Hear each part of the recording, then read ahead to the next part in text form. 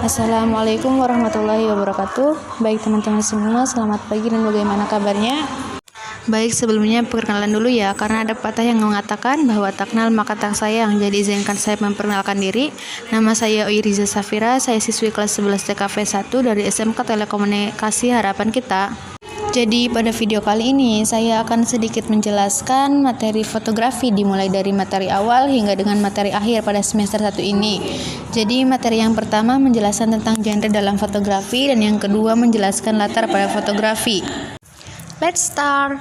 Jadi dalam fotografi, genre tersebut dibagi menjadi 7 kawan-kawan. Oke, yang pertama adalah landscape fotografi, yang kedua wildlife fotografi, yang ketiga portrait fotografi, yang keempat fashion fotografi, yang kelima still life fotografi, yang keenam street fotografi, dan yang terakhir adalah jurnalis fotografi.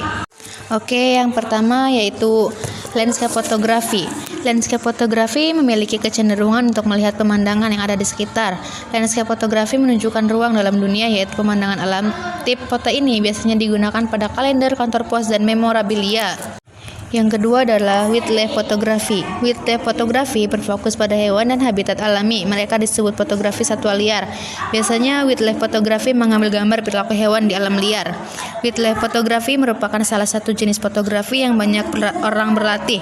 Namun hal tersebut bukan hal yang mudah karena harus memiliki kamera yang canggih, lensa yang bagus, senter yang kuat, dan harus membutuhkan kesabaran ekstra.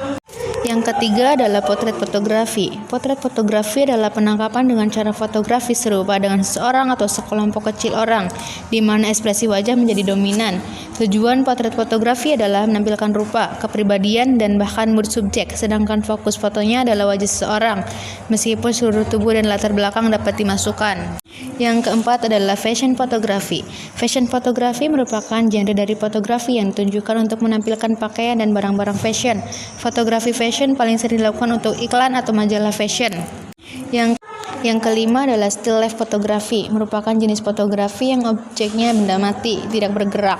Fotografer dapat mengatur posisi objek atau sekelompok objek, latar belakangnya, dan mengatur pencahayaannya dengan bebas. Still life berfungsi sebagai alat untuk mengekspresikan emosional dari si pembuat gambar atau foto. Unsur yang harus diperhatikan dalam still life diantaranya pencahayaan, komposisi. Yang keenam adalah street fotografi. Street fotografi merupakan aliran fotografi yang mengambil konsep fotografi jalanan dan merupakan jenis fotografi yang menarik. Street fotografi bertujuan untuk merekam kegiatan sehari-hari. Menurut Thomas Lethard, street fotografi hanyalah dokumentasi kehidupan di depan umum dengan cara yang jujur. Dan yang terakhir adalah jurnalis fotografi. Jurnalis fotografi adalah bentuk khusus dari jurnalis atau mengumpulkan, mengedit, dan menyediakan bahan berita untuk diterbitkan atau disiarkan, yang menciptakan gambar agar dapat menceritakan sebuah kisah berita. Foto jurnalis dibedakan dari cabang dekat lainnya, fotografi seperti contohnya fotografi dokumentasi sosial, fotografi jalan, dan fotografi selebriti. Oke, kita lanjut ke latar dalam fotografi ya. Jadi latar fotografi itu dibagi jadi 3 ya. Yang pertama adalah latar depan atau foreground, yang kedua latar tengah atau middle ground, dan yang ketiga adalah latar belakang atau background.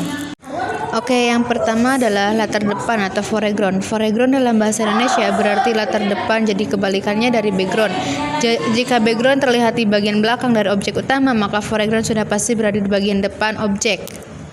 Dan yang kedua adalah latar tengah atau middle ground. Middle ground merupakan salah satu titik yang digunakan dalam fotografi untuk latar bagian tengah. Dalam artian objek yang dituju ada di bagian depan dan belakang. Latar ini pada dasarnya jarang digunakan karena dalam fotografi untuk pengambilan gambar sesuai dengan tema yang diusung. Dan yang terakhir adalah latar belakang atau background. Dalam sebuah foto dipastikan memiliki sebuah latar belakang dari objek utama atau disebut dengan background. Sebagai contoh memotret seseorang anak di perkebunan, maka yang menjadi background adalah area perkebunan atau apa saja yang terlihat di belakang objek utama. Mungkin itu saja yang dapat saya jelaskan. Kurang lebihnya mohon maaf. Wassalamualaikum warahmatullahi wabarakatuh. Thank you for watching. Jangan lupa like, comment, and subscribe ya kawan-kawan.